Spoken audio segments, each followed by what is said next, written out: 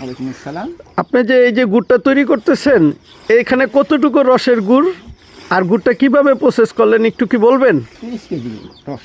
30 KG রস। জি, এটা কি সকালে আপনি জাল দিয়ে নিয়ে আসছেন? হ্যাঁ, এ সকালে গাছ থেকে নিয়ে আসছেন, সকালে গাছ থেকে নিয়ে আসছি, জাল দিচ্ছি। কিন্তু গুড়টা কিভাবে বানাইলেন এটা কি একটু বলবেন যে গুড়টা কিভাবে বানাইলেন আপনি?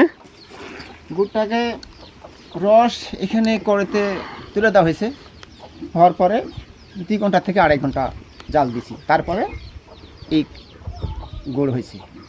এই গুড়টা তৈরি করতে কি কি করা লাগছে, মানে প্রসেসটা কি?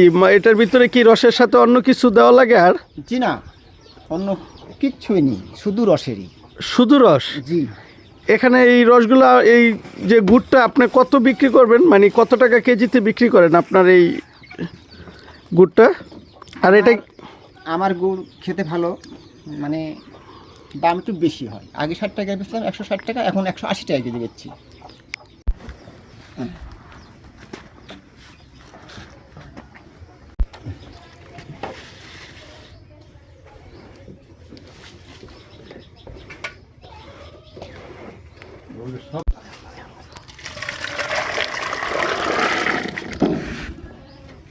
কয় কেজি হবে? 5 কেজি হবে?